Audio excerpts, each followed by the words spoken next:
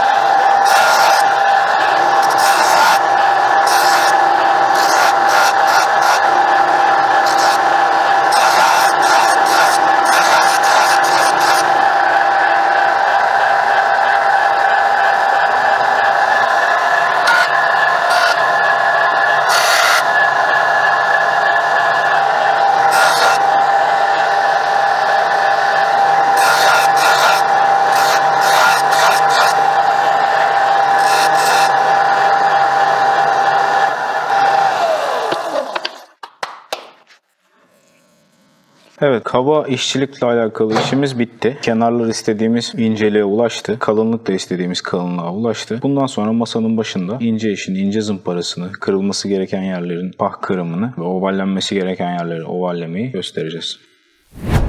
Evet arkadaşlar, şimdi Zihkir'in ince işine geçiyoruz tabiri caizse. İnce zımparasını yapacağız. Ben normalde tezgah üstünde çalışmaya alışkın değilim. Daha çok dizimin ya da kucağımdaki herhangi bir desteğin üstünde çalışıyorum. Az önce siz videoda görebilin diye yükseldim biraz ama şu an ince işi kucağımda yapıp size sık sık göstereceğim. Bu bir şey saklamamla alakalı bir durum değil. Sadece rahat çalışamıyorum bu şekilde. Şimdi ince zımparamızı takalım ve bundan sonrasına artık sonuna yaklaşıyoruz. Maskesiz devam ediyorum. Size sürekli açıklama yapacağım için maskeyi tak çıkar zorlandım biraz. Sonra kendimizi de temizleyeceğiz.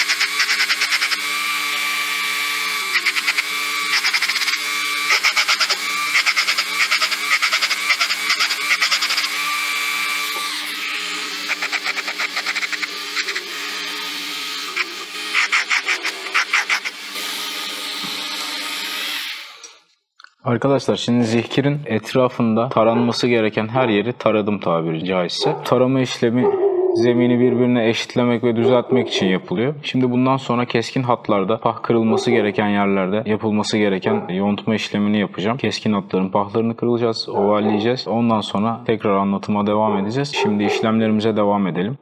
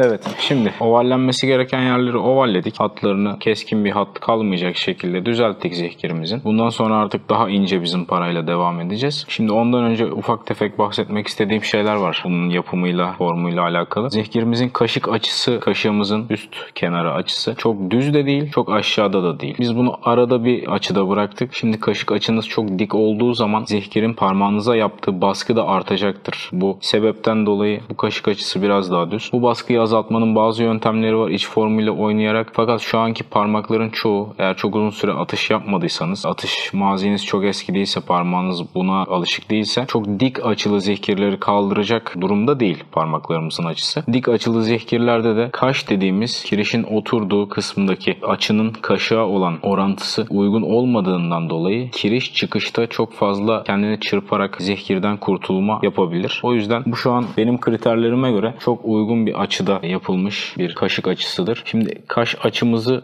düz bırakıp aşağı doğru keskin inmiyoruz. Kaştan kaşığa geçişte çok tatlı bir ovallik verdik az önce. Keskin hattan onu ovale çevirdik ki kaşa oturan zihkir kirişimiz, yani çilemiz buradan kurtulurken keskin bir tepeden değil de daha oval, kendisini sallamadan onu bırakabilecek bir yüzeye sahip olsun. Bahsettiğim yer şurası.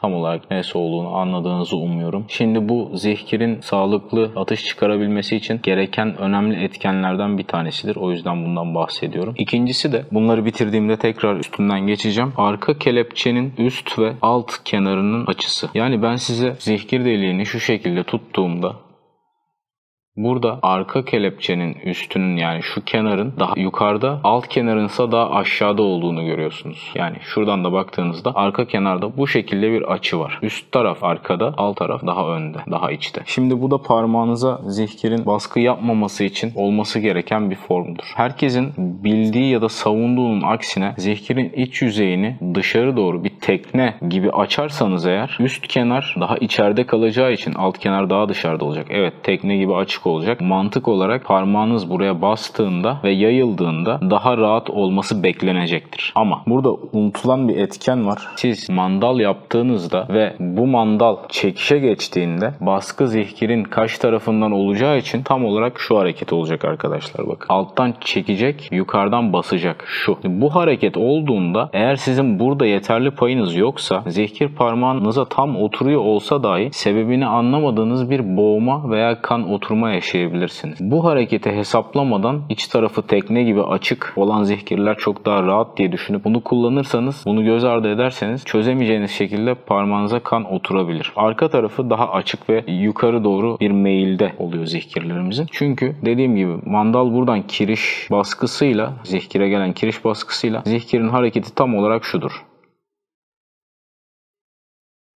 Ve bunu yaparken de burada bir pay olması gerekiyor buradaki baskıyı absorbe etmesi için. Bu boşluk veya parmağınıza bol bir zihkir kullanmanız gerekiyor demek değil. Bu ölçüyü verirken bizim rahatlıkla yapabildiğimiz bir şey. Evet.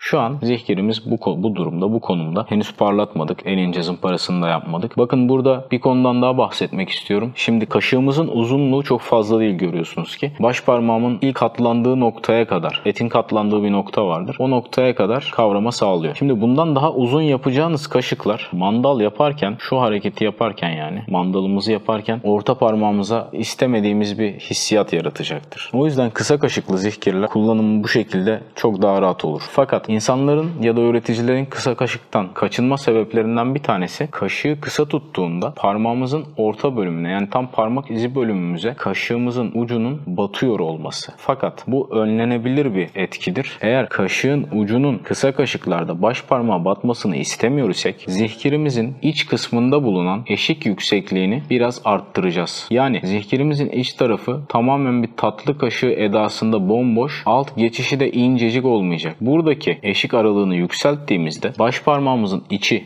dolacağı için zihkirimizin kaşığın ucu da baş parmağımıza batmayacak. Bu bahsettiğim konuya eski zihkirlerde çok güzel örnekler görebiliriz. Kaşıklar çok kısa ve küçük, fakat bende 2 tane orijinal Selçuklu örneği var. İkisi de bunun yarısı kadar kaşığa sahip olmasına rağmen neredeyse baş parmağıma batmıyor çünkü içleri dolu. Tamamen boş ve oyuk değiller. Ne kadar fazla oyarsanız kaşığın ucuyla parmak münasebetimiz o kadar fazla artacak ve konfor da düşecektir. Zihkirin et kalınlığı kalınlığı düştükçe ok atıştaki hissiyatı ve bırakış temizliği de bir nebze artacaktır sizin tekniğinize bağlı olarak. Fakat et kalınlığı düştükçe parmağınıza yaptığı baskı ve verdiği acı da artacaktır. Bu yüzden mümkün olduğunca ince, kaba bırakmadan zihkir kenarlarını, fakat parmağınıza baskıyı atışınıza engel olabilecek kadar da arttırmayacak bir kalınlıkta bırakmanız gerekiyor zihkir kenarlarını ve alt kaşığın kalınlığını. Evet, şimdi arkadaşlar bu videoyu da tamamlayacağız. Benim aklıma gelmeyen, anlatmadığım, bahsetmediğim her türlü soruda bana ulaşıp sorabilirsiniz ki bu konuda çok fazla danışanım var. Çok fazla gösterdiğim arkadaşlar, detaylı bir şekilde anlattığım insanlar var. Şimdi yorucu bir günün ardından böyle bir video çekince şu an düşünüyorum size anlatırken, aynı zamanda atladığım şeyler oluyor mu? Mutlaka oluyordur. Merak ettiğiniz ve benim atladığım şeyler. Şimdi ortalama 6. saati bitirdik biz videoya başlamamızdan itibaren. Biraz daha işimiz var. Onları da bitirdikten sonra zihkirimizi göreceğiz bakalım.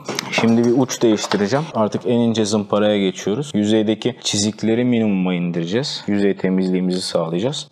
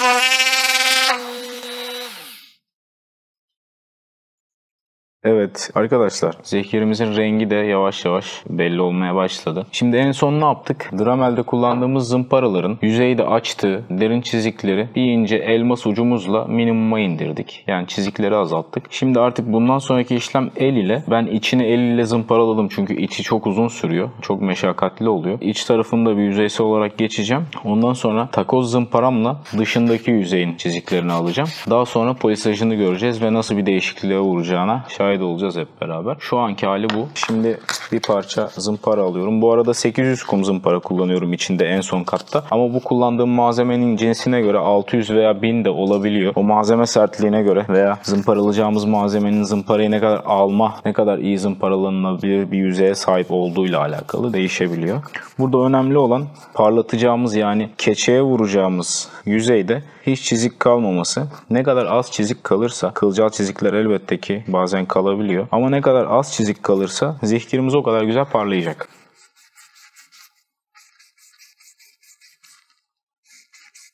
İç yüzeyin zımparasını bitirdim. Daha sonra düzeltmem gereken yerler olursa, dokunmam gereken yerler olursa parlatmadan önce geri döneceğim. Aynen bu şekilde olduğu gibi. Evet, şu an için güzel gözüküyor. Şimdi takoz zımparamla dış yüzeyin çiziklerini almaya başlıyorum. Bu işlem de biraz uzun sürecek.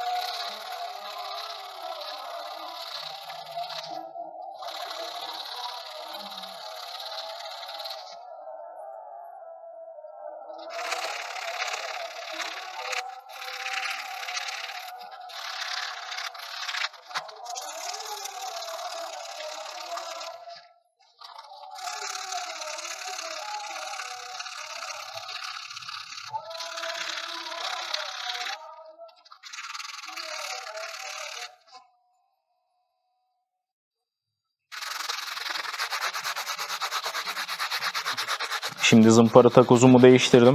Daha incesini aldım. Ben bu sünger takozlarda en ince zımparasında 220 kullanıyorum. Fakat bunların 220'si tabii normal kağıt zımparaların 220 kumuyla aynı değil. Bunlar daha ince bir yüzeye sahip ve doldukça da zımparaladıkça da incelmeye devam ediyor. O yüzden kağıt zımparayla elinizi yormanıza gerek yok. Yapan arkadaşlar için söylüyorum. Bu tarz takoz zımparalar biraz daha maliyetli fakat daha rahat zımparalayabilirsiniz. Çünkü bu yüzey zımparalama işini layıkıyla yapmak isterseniz eğer meşakkatli bir iştir. Bayağı uğraştırır. Şimdi videoda bu kadar gözükmeyecek ama ben uzun süredir zımpara yapıyorum bu ürüne. Ve normal şartlarda yaptığım işlemin aynısını yapıyorum. Yani şu an video çekiyoruz diye daha kısa veya daha uzun tutmuyorum işlemi. Bu kadar uzun elde zımparalanıyor. Bunu makinayla da yapmak isterseniz onun da yolları var. Ama böyle düzgün ve akışkan bir yüzeye makinede sahip olamıyoruz ne yazık ki. O yüzden ben elle yapmayı tercih ediyorum. Sonuçlarını göreceğiz bakalım.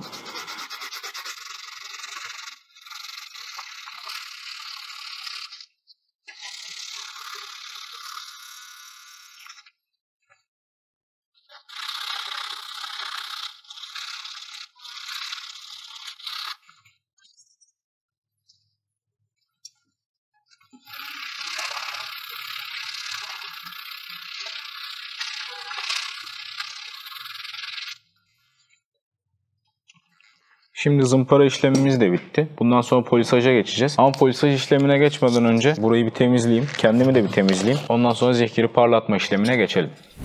Arkadaşlar evet, önce zihkirin polisaj işlemine geçerken önce iç yüzeyini polisajlıyorum. Bunun için dramaya takılan böyle minik keçeler var. Bununla yapacağım bu işlemi. Pastamdan biraz alıyorum, polisaj pastasından. Ondan sonra yedire yedire iç yüzeyini cilalıyorum.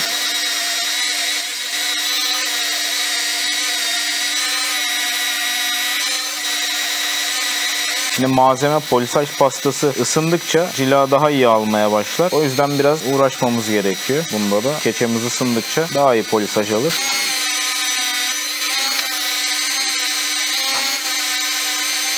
Evet.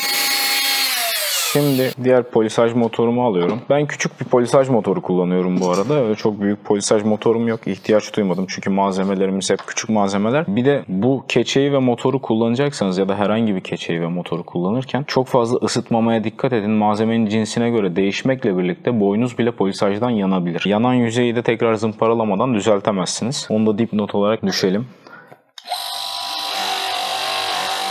Pastamızı buna da sürüyoruz.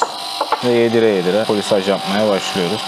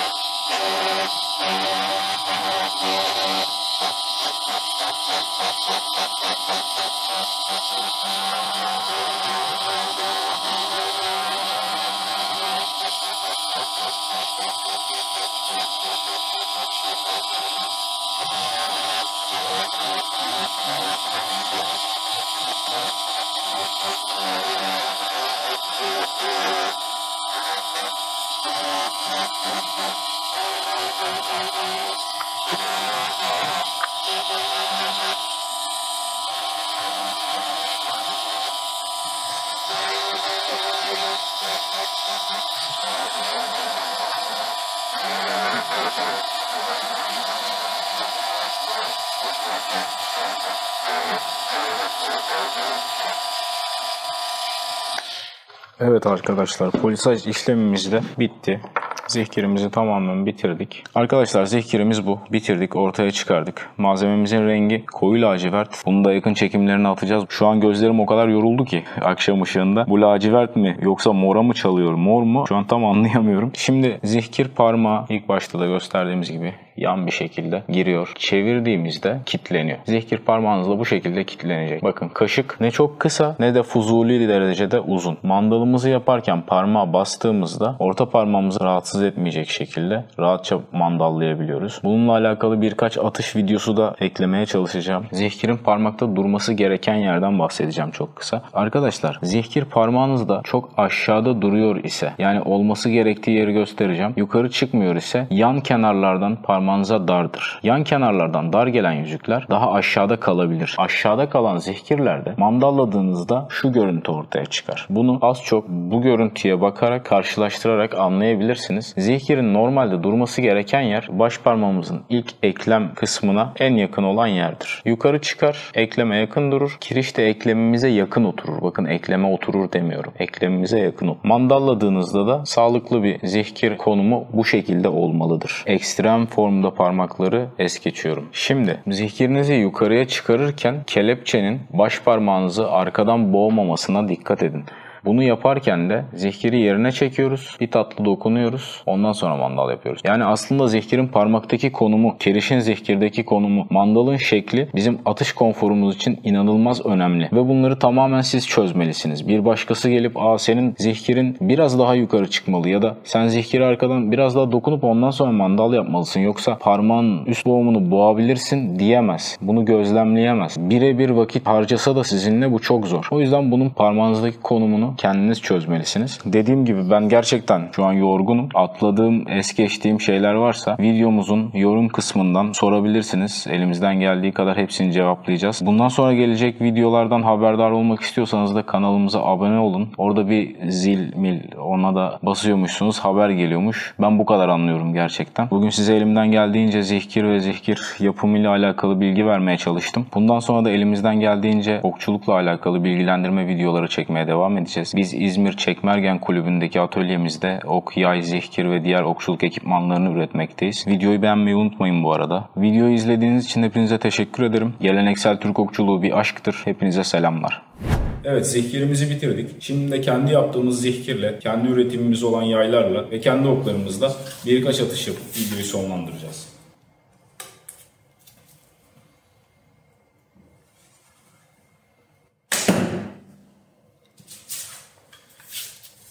Zihkirimiz gayet konforlu.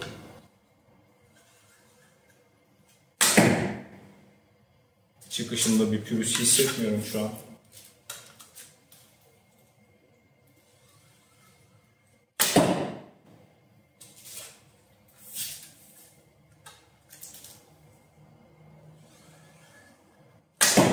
Evet. Gayet güzel.